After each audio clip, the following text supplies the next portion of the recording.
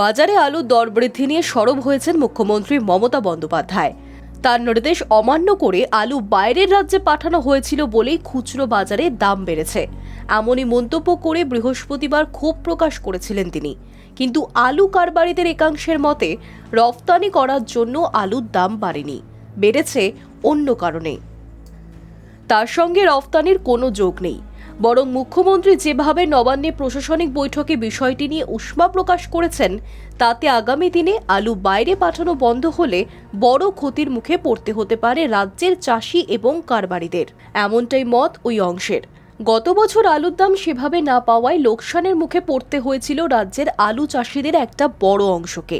গত বছর নভেম্বরে খুচরো বাজারে 22 টাকা কেজি দরে বিক্রি হয়েছিল জ্যোতি আলু, কিন্তু এবছর আলুর দাম চড়া। শুক্রবার রাজ্যের খুচরো বাজারে আলুর দাম কেজি প্রতি 30 থেকে 35 টাকার আশেপাশে ঘোরাফেরা করছে। দাম বৃদ্ধির জেরে স্বাভাবিকভাবেই মধ্যবিত্তের হেসেলে টান পড়েছে। তা নিয়ে বৃহস্পতিবার মুখ্যমন্ত্রী যে কথা বলেছেন, তাতে খানিক আশঙ্কিতই আলু ব্যবসায়ীরা। তাদের বক্তব্য, এখনও রাজ্যের হিমঘরগুলিতে যথেষ্ট পরিমাণে আলু মজুত রয়েছে। সরকারি নির্দেশ রয়েছে আগামী 30শে নভেম্বরের মধ্যে হিমঘর থেকে ওই আলু বার করে নিতে হবে। এই পরিস্থিতিতে ভিন রাজ্যে আলু পাঠানো বন্ধ হলে লোকসানের মুখে পড়তে হবে তাদের।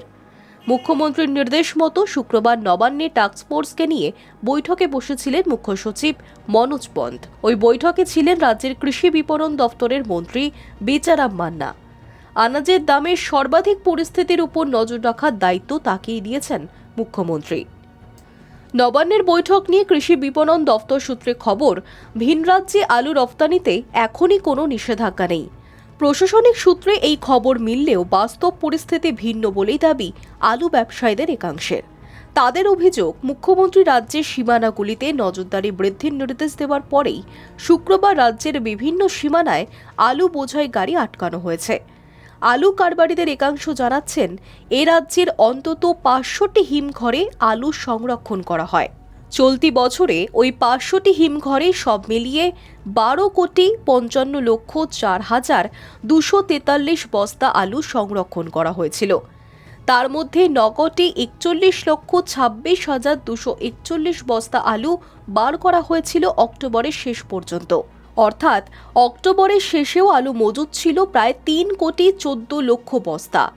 পরিসংখ্যান অনুযায়ী 21শে নভেম্বর পর্যন্ত মোটামুটি 1,65,00,000 বস্তা মজুত ছিল।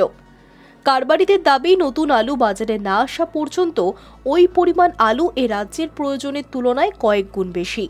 ফলে ভিন রাজ্যে আলু রফতানি যদি এখনই বন্ধ হয়ে যায়, তাহলে মজুত আলুর একটা বড় অংশই নষ্ট হবে। গত আগস্ট মাসেও একবার আলুর দাম বৃদ্ধি নিয়ে সরব হয়েছিলেন মুখ্যমন্ত্রী। আপত্তি জানিয়েছিলেন আলু ভিন রাজ্যে পাঠানো নিয়েও। গুদামে আলু মজুত করে রেখে বাজারে দাম বাড়ানো হচ্ছে বলে অভিযোগ করেছিলেন তিনি।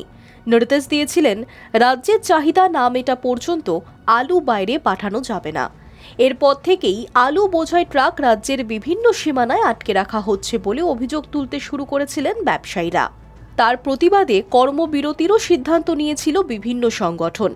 ফলে হিমঘর খোলা থাকলেও আলু বাইরে বেরোচ্ছিল না। এতে আলুর দাম বাজারে আরও বাড়ে। এরপরই আলু কারবারিদের সঙ্গে বৈঠকে বসে সরকার। সমস্যাও মেটে। সম্ভাবনা ছিল নভেম্বরের দিকে আলুর দাম কমবে, কিন্তু বাস্তবে তা হয়নি। শুক্রবার নবান্নে সেই বিষয় নিয়েও আলোচনা হয়েছে।